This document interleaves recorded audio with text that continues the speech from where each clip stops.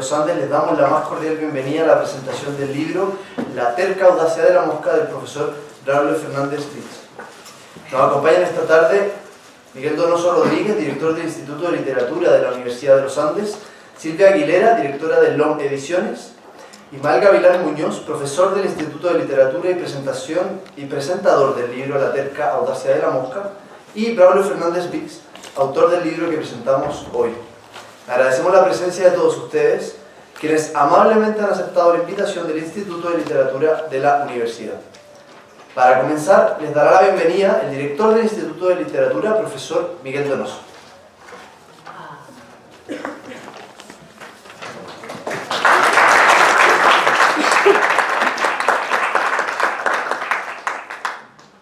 Bien, muy buenas tardes a todos.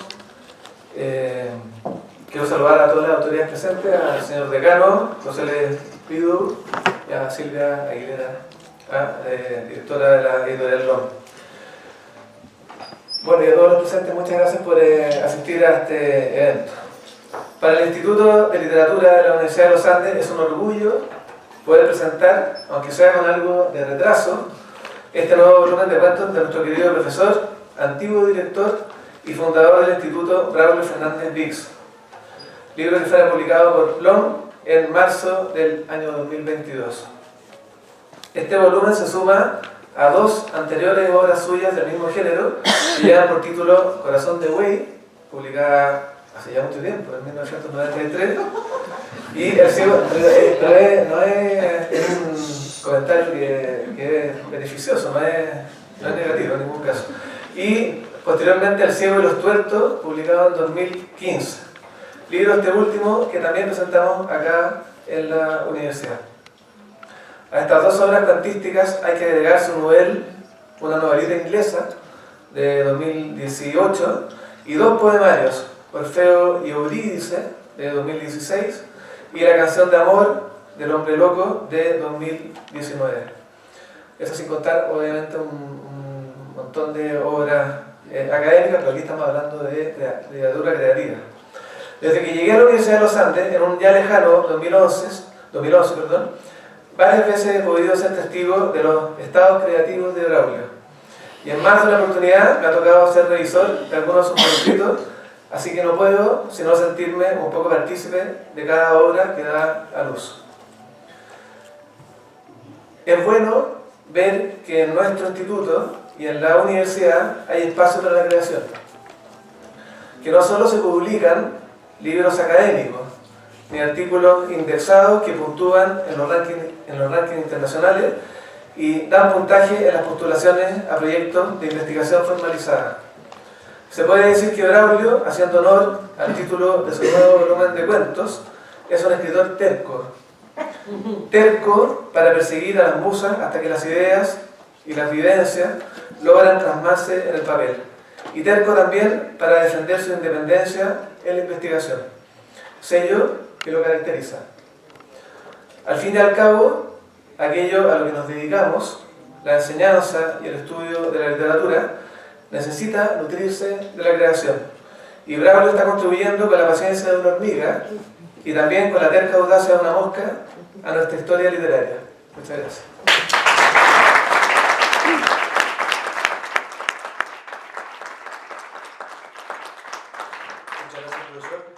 Para continuar, en nombre de LOM Ediciones se dirigirá a ustedes la directora, señora Silvia Aguilera. Un aplauso, por favor.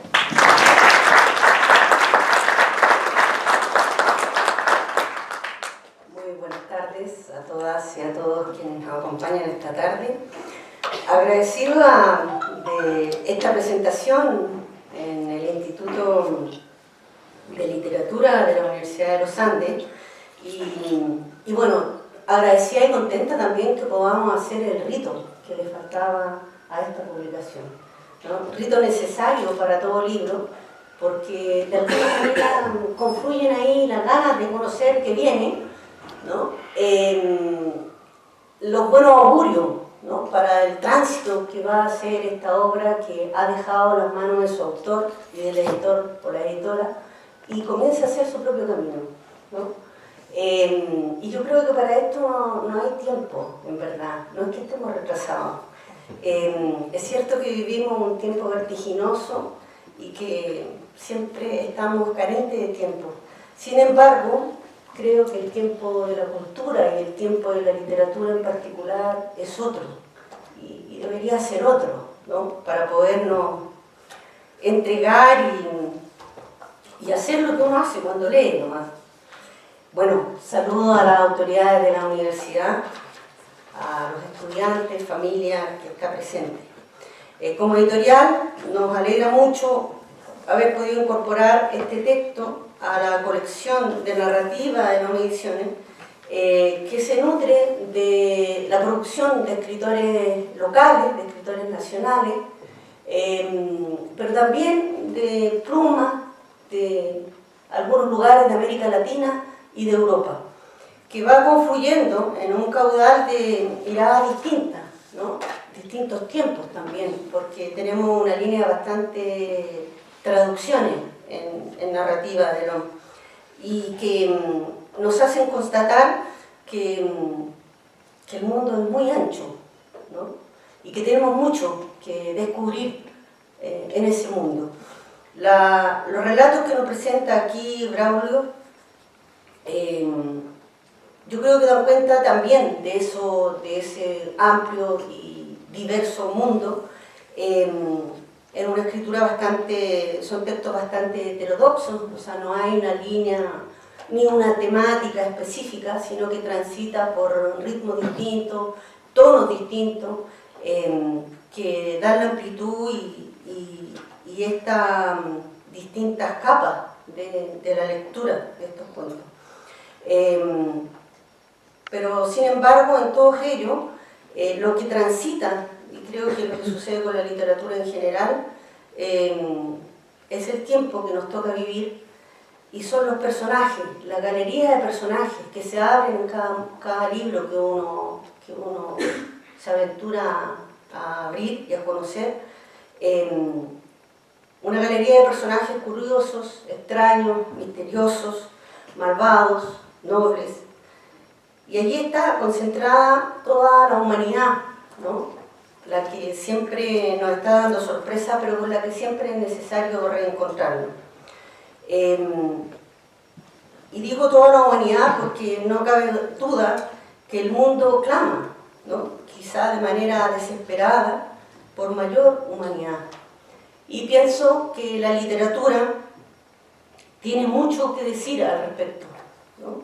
Somos convencidos que las posibilidades que nos entrega esta, ¿no? Es un tesoro invaluable para el cultivo de una humanidad más humana. En este libro, como la literatura en general, encontramos a los personajes que son seres humanos de ayer y de hoy, y sin duda los personajes colectivos del mañana. En ellos podemos encontrarnos, podemos reconocernos, podemos distanciarnos, o simplemente sentir empatía, ¿no? Que creo que la empatía es uno de los labores principales de esa humanidad de la cual a veces carecemos.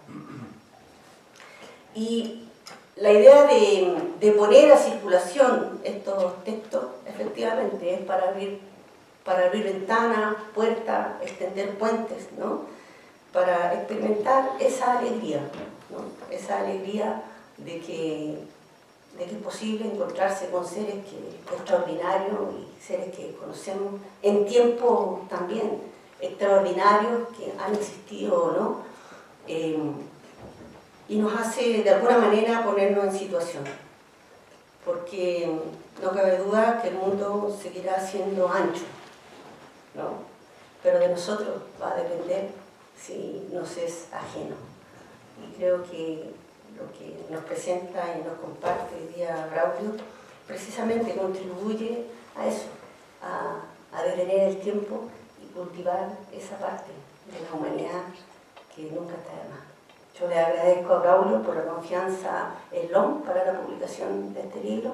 Agradezco este espacio, ¿no? Donde podemos compartir y hacer el ritual de bienvenida, buen augurio y lo mejor para para este libro La terca audacia de la mosca y para motivar y alentar a que Braulio siga escribiendo, ¿no? Gracias entonces. Sinceramente la invitación que Braulio me hizo para presentar su libro, que me pilló absolutamente desprevenido, ¿no? Ciertamente, pero es hermoso porque el gesto de confianza que él deposita en mí para decir algunas cosas en esta oportunidad me abruma, sinceramente. Porque de alguna forma, entre la prosa de ficción y yo como lector, hay como una distancia que hasta el día de hoy nunca he podido superar. Entonces, si me permiten hablar de ensayos o de poemas o cosas por el estilo y otro tipo de escrituras más raras, sin duda pueden contar conmigo cuando quieran. Pero justamente para hablar o simplemente dar alguna palabra con relativa coherencia sobre estos cuentos de Braulio, no les puedo dejar de confesar que me abrumó un poco, porque dijo, caramba, ¿qué voy a decir yo acá?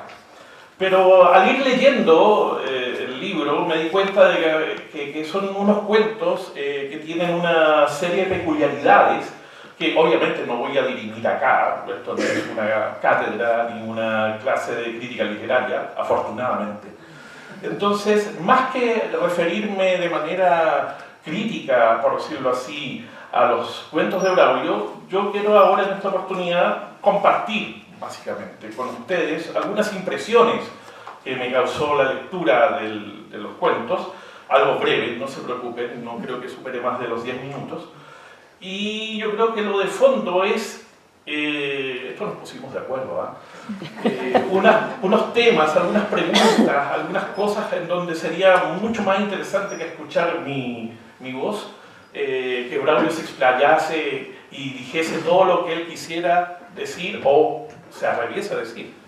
Pero bueno, sin más preámbulo, y como dice la señora editora del DOM, esto es como un rito de iniciación, un bautizo, por decirlo así, de este libro que me ha sorprendido muy gratamente. Así que les agradezco la paciencia y acabamos. Desde que conozco a Braulio hace casi 12 años, nunca me ha dejado de sorprender. Sus cartas académicas son de todos bastante conocidas, pero nunca está de más mencionarlas, al menos como resumen. Para mí, uno de los mejores expertos en Shakespeare, Eliot, Tolkien, Lewis, que conozco de este lado del mundo. Pero por otro lado, es un fino conocedor de ciertos compositores clásicos, como Wagner y Mahler, que en las escasas ocasiones que los hemos mencionado, develan a un melómano consumado. Consumación que se extiende a esos arpegios sincopados que son propios del jazz, Parker, Davis, Coltrane, entre otros. Estos músicos también son parte de su canon, y sin duda moderan esa disposición conductual que nos resulta tan amena de él. Pero también Braulio lleva escondida un alma de campesino, de farmer, de alguien apegado a la tierra, a sus labores, usos y nostalgias. Como buena parte de nosotros, en Braulio, a pesar de sus obsesiones anglófonas, es de un talante melancólico. Más bien habita en él un criollo de vieja cepa castellana. Pero, ¿qué es eso? De alguien que es un serio, por un lado, un serio scholar de dedicación fervorosa al mundo académico, pero simultáneamente es degustador del jazz, pero también de Wagner, y que, como Anteo, no pierde oportunidad para recobrar fuerza retornando a su terruño, a su Arcadia personal, imaginaria y real, que está a las afueras de este Santiago gigantesco. Y bueno, lo que nos convoca ahora, esta tarde, también forma parte de esa personalidad creadora y de esa personalidad que lo conforma. Y esa parte es la del escritor, un escritor de tomo y lomo, un narrador, ya sea ensayista, ya sea novelista, ya sea cuentista. Un narrador de mundos imaginarios que solo una prosa singular como la suya propicia con prestancia y maestría. Ya, pero pierden cuidado, no tengo ni pretendo ser un semblante biográfico de mi amigo que ha confiado en mi cuasi miopía para darme la tarea de presentar este libro. A ver, la multiplicidad de cosas a las que humanamente Braulio se entrega son quizás un modo distinto, pero no opuesto, al modo en que en su prosa narrativa, de cuentos en este caso, se dispone hacia nosotros. Una serie de gestos que nos dejan pensativos, embelesados, reflexivos, azorados o con la sonrisa a flor de labios. ¿Qué está haciendo Braulio acá? Es decir, en este nuevo libro de cuentos. Por supuesto que, tal como dije, no pretendo ser crítica literaria o algún comentario indulgente. No, deseo simplemente otorgar un par de pistas que como lector me asaltaron al leer sus cuentos y que me parecen coordenadas mínimas para compartir con ustedes. Primero, multiplicidad. Sí, lo que ya se ha dicho. Cualquiera que lea los cuentos de Braulio verá que hay en este libro una pequeña aglomeración de múltiples perspectivas, múltiples abordajes, múltiples experiencias. Constatar eso tiene su gracia, pero no me voy a detener ahí. Es solo un punto de partida.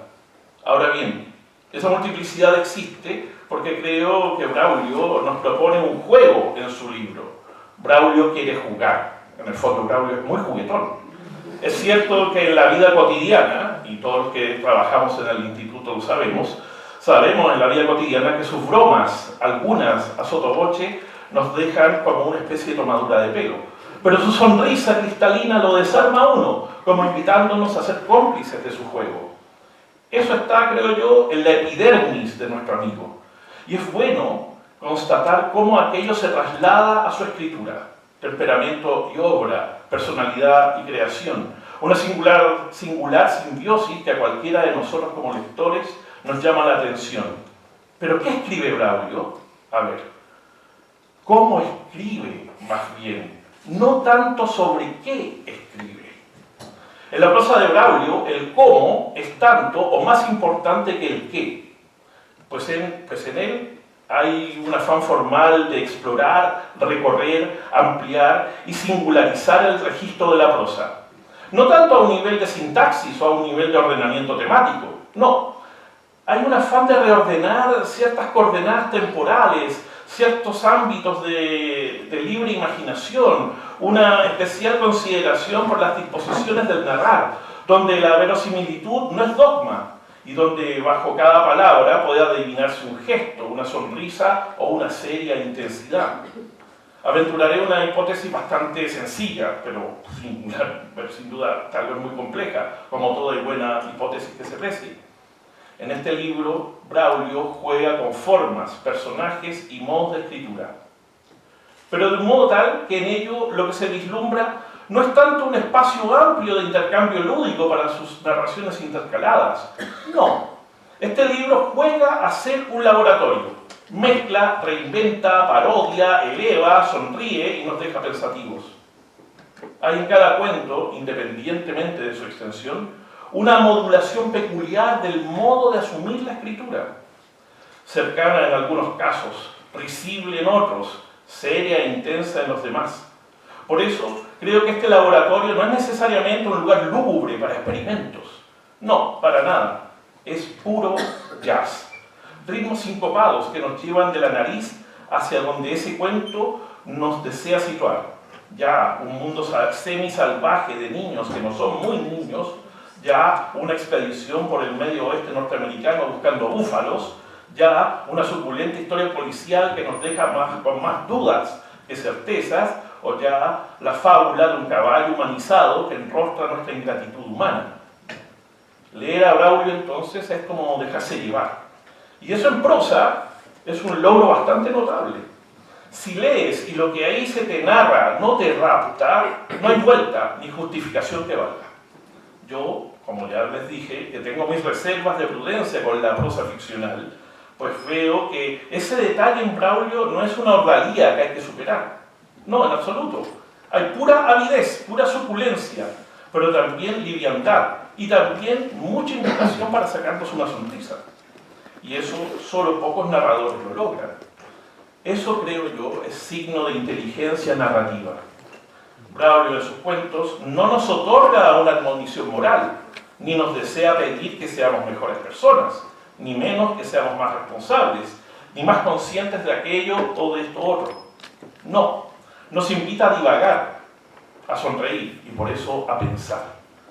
Como el mejor Borges, como el mejor Cortázar, como el mejor Felisberto Fernández, o el más idiosincrático Fabio Morábito, o el singular Juan García Ponce. Bueno, sin duda, con su modestia característica, sé que Braulio, ponerle en sintonía con estos escritores, tal vez le cause asombro, pudor y quizás una sonrisa escéptica. Está bien, es posible. Pero también me parece que en el momento de establecer filiaciones, en el momento de establecer parentescos, vínculos, en su prosa, Braulio salta el cerco del realismo que ha tenido tanto peso en nuestra narrativa chilena. Y eso ya es mucho. Y eso es todo un desafío. Y sin duda los cuentos de Braulio son ese desafío. Obviamente no tanto o en exclusiva por sus temas, como he dicho, ni por sus innovaciones formales, ni por ese ritmo de prosa que lo hace identificable de inmediato. No, no solo por eso. Porque creo que en los cuentos de Braulio es posible advertir una mente libre que juega. Muchas gracias.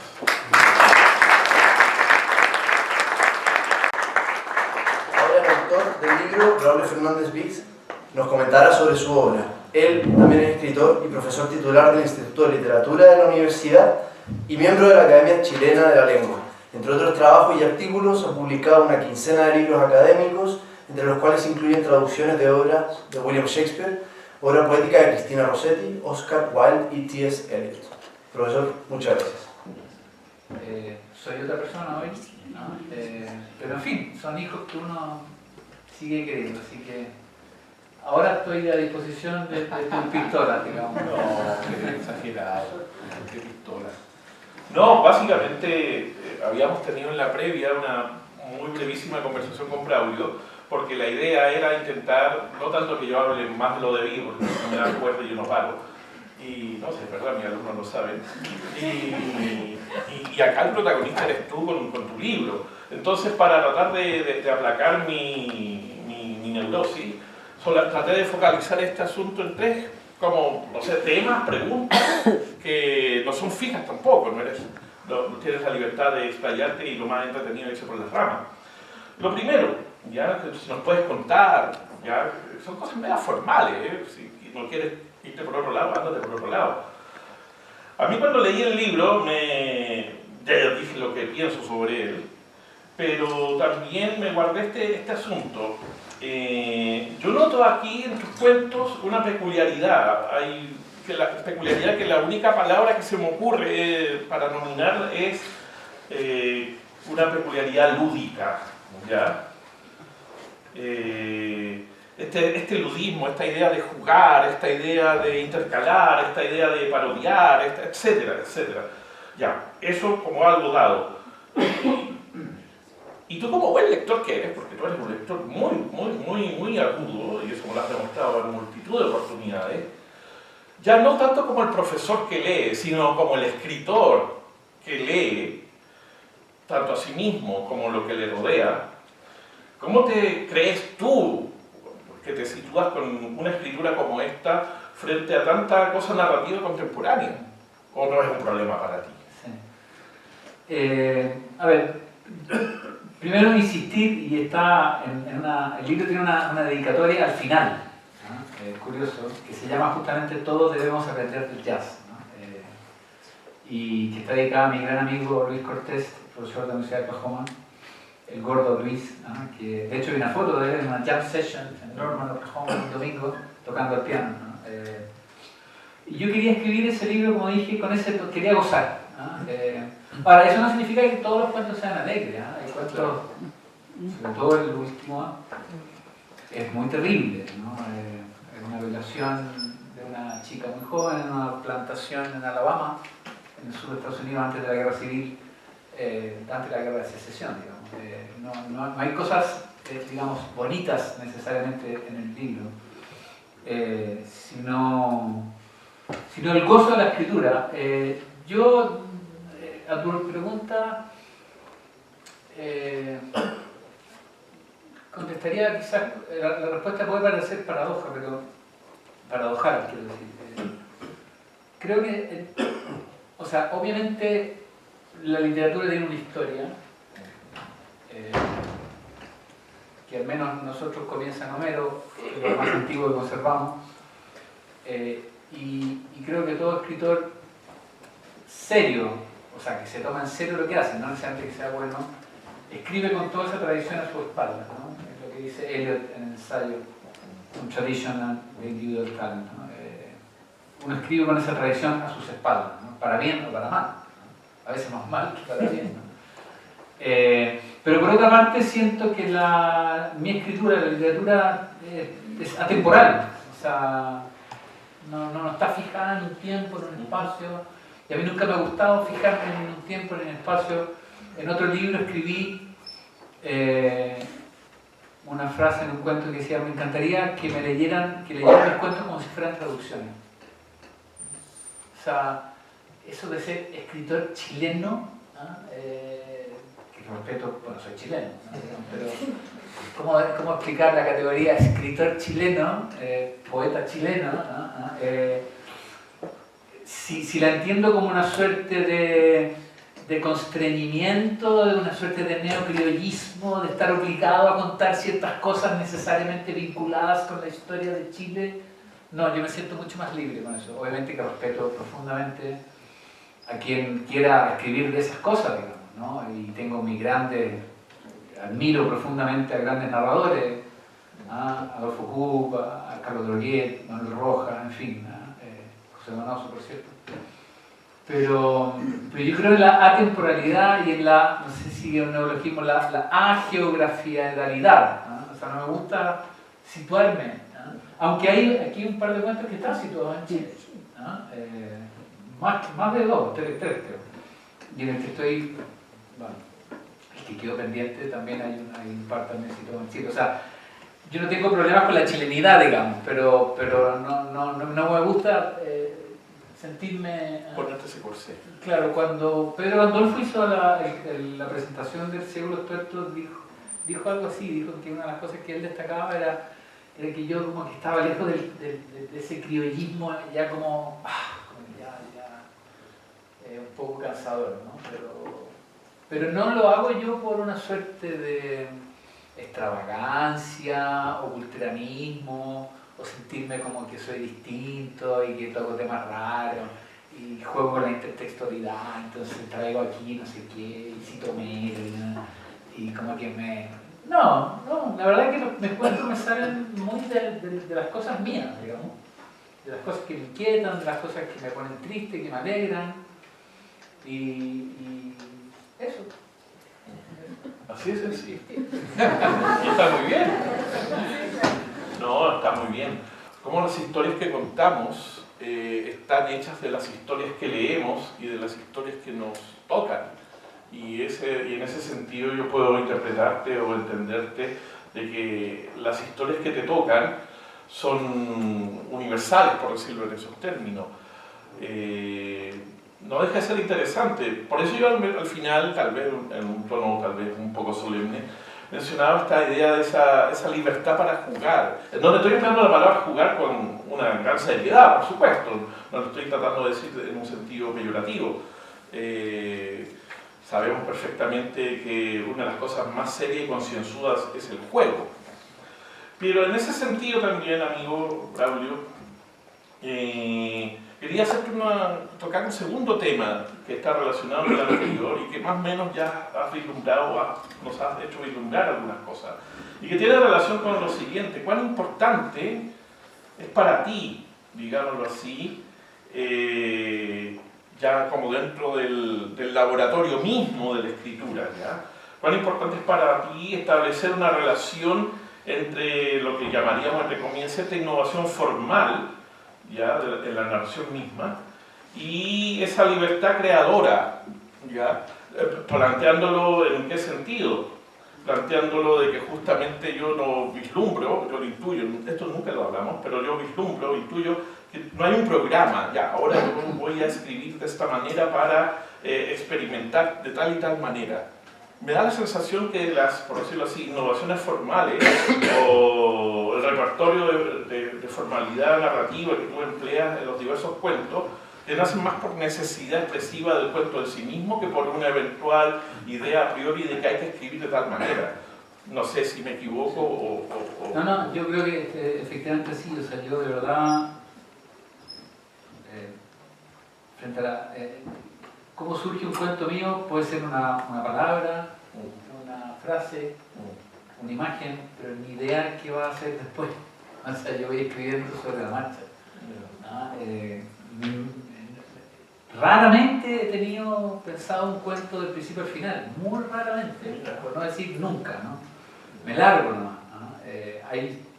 Pero siempre procuro que haya un mood, ¿no? Que haya un tono, como en el jazz también, y en general también en los libros, que tenga un tono, pero no tengo, como que yo mismo voy descubriendo qué me dice esa frase o esa imagen o esa palabra que me inspiró, por decirlo así, a comenzar el cuento, ¿no? Ahora, sí creo que es cierto, como decía antes, que en cuanto narrador, yo por lo menos en mi consciente está del 18 para acá, europeo, Claro. chileno, ¿no? Entonces, digo porque a veces pasa en la literatura, no solamente nacional, que aparecen estos escritores medios adánicos, ¿no? Que la literatura comienza con ellos, o qué sé yo, no me interesa Flaubert, y frases que uno escuchaba así, yo escucho frases como esas, ¿no? Soy novelista, pero no me interesa Flaubert, ¿no? Me basta con Raymond Carver. Digo que ese novelista y no le interesa Flaubert, es como, no sé, o sea, no está dentro de mis comprensiones, ¿no? Entonces, no es que yo tenga Flaubert en mente cuando estoy escribiendo, pero digo, hay un acervo, o sea, uno está parado frente a gigantes, como decía no sé quién, ¿no? Claro. Entonces, yo no puedo no tenerlos presentes, ¿no? Pero disculpa que te interrumpa, y en ese sentido, la pregunta típica, ya esto no es nada original. ¿Cuánto del profesor de literatura te sopla al oído al momento de poner de tener ese como, entre comillas, asombro de que no, por favor, ¿cómo no vas a mencionar a Flaubert? O no, ¿cómo no vas a mencionar, no sé, a Thomas Mann? O no vas a mencionar a... O sea, si hace falta, sí, pero si no, no. O sea, y contesto tu pregunta, ante esa página en blanco que yo mismo sé muy bien cómo va a seguir, el modo de narrar lo va dando la historia. O sea, cada historia va pidiendo contarse de un modo. Yo no tengo tampoco un a priori, ¿no? Esta historia la voy a contar de este modo, sino que la propia historia va pidiendo ser contada así. ¿Ah? Un anti-Cortázar, literalmente. Ponlo como quieras, pero la propia historia va queriendo ser contada así, ¿no?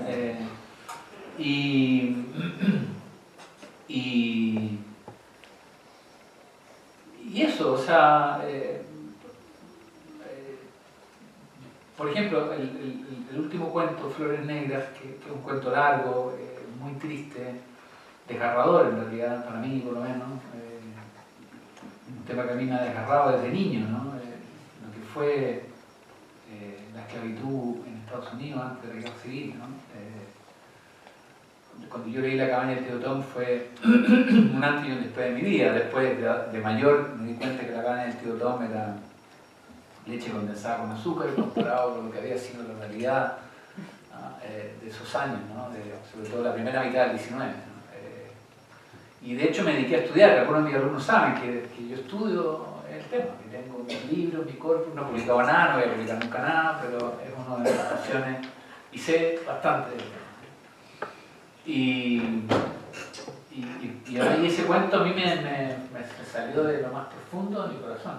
Pero tiene imágenes también muy hermosas cuando ella sueña con su madre, cuando va a cazar mariposas con la mamá, cuando van a correr por las flores. Eso ha estado también siempre presente en mí, no esa cosa no maniquea, ¿no? El dolor que también puede convivir con... No sé qué te estoy contestando. No te preocupes, habla nomás. Sí, es lindo escuchar. no sé para dónde me fui, no sé. No, las mariposas ya con eso nos vamos.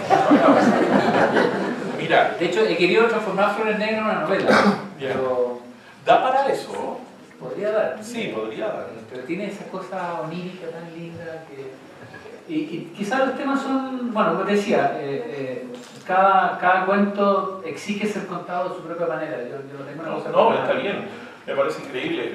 Mencionaba como entre tono irónico el anti-Cortázar, bueno, todos saben acá, o no sé. De hecho, perdón, la única rareza estilística del cuento, del libro, es que el segundo cuento, Poquita Cosa, fue un cuento que yo escribí cuando tenía 22 años. Ya, pero está tal cual o lo reescribiste. Tal cual. Y nunca me había atrevido a publicarlo porque lo encontraba que era poquita cosa. Wow, confesiones de un escritor. A propósito de la novela de Alfonso Daudet, ¿no? Porque la historia de un bibliotecario que lo echan después de muchos años de estar siendo bibliotecario, lo echan y bueno, él quema la biblioteca. Claro. Y sobrevive y al final se hacen unos niños que están ahí paseándose el chorrascón y de repente encuentran el ejemplar de Daudet, Poquita Cosa, anotado profusamente por el bibliotecario. Y el cuento ocurre en Limache, así que es a propósito, una curiosidad, Limache, la biblioteca pública municipal de Limache que se incendia, ¿no? Porque lo hizo. Bueno. Y ese cuento siempre me dio ese pudor chileno, a propósito. Pero pudor en el sentido... Lo reconozco. Pero pudor por lo cómo lo contaba o por criollista. Pero no es criollista. Aunque no es criollista.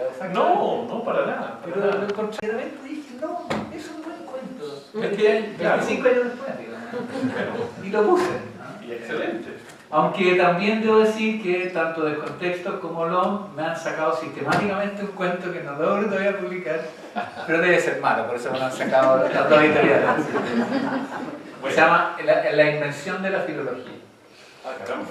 Me lo sacó Juan Carlos Villavicencio y alguien del comité editorial de LOM también me lo sacó.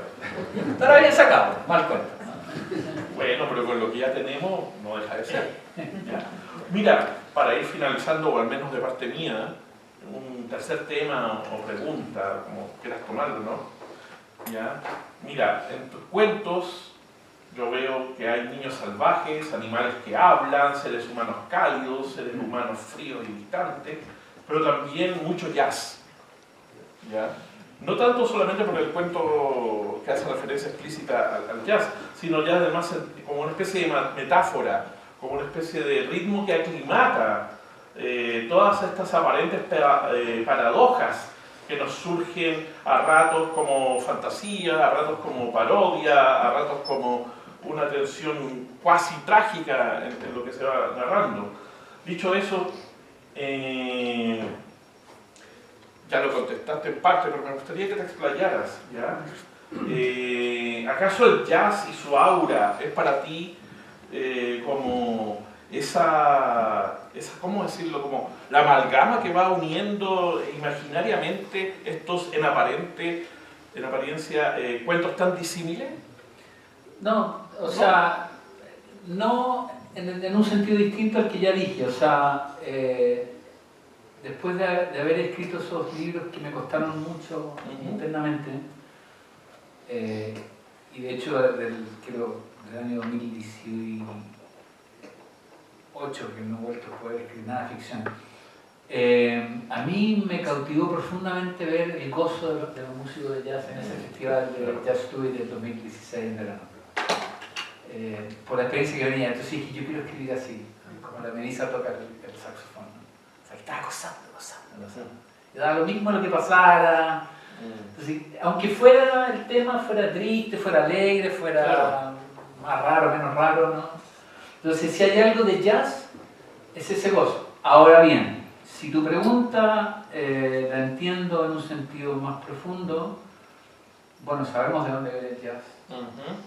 Es que también iba a propósito y el jazz, del último cuento. Y de dónde vienen los antecedentes del jazz, y de dónde vienen los gospels, y de dónde vienen los spirituals, finalmente vienen del dolor profundo, del dolor humano profundo, ¿no?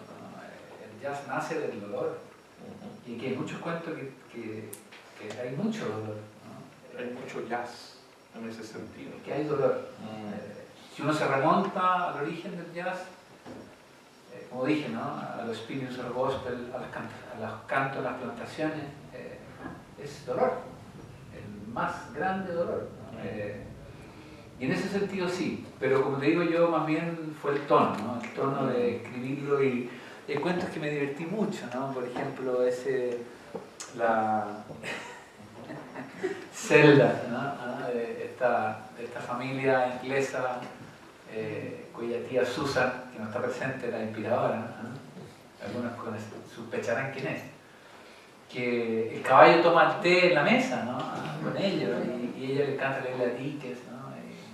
Y el día el caballo se muere, y van a buscar una mula, y la mula no es capaz de tomar té en la mesa, porque no. Entonces la tía Susan se desespera, que a diferencia de Zelda, ¿no? que era su yegua tan aristocrática, a quien le podía leer a Dickens, ¿no?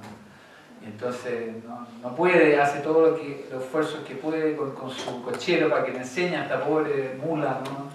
A tomar té como la gente inglesa en plena Inglaterra victoriana, ¿no? Pero la mula no es capaz de superar, ¿sí? Llévatela y véndela al mercado, ¿no? Y entonces va la mula caminando, se da vuelta, mira a la vieja por la ventana y dice: vieja imbécil.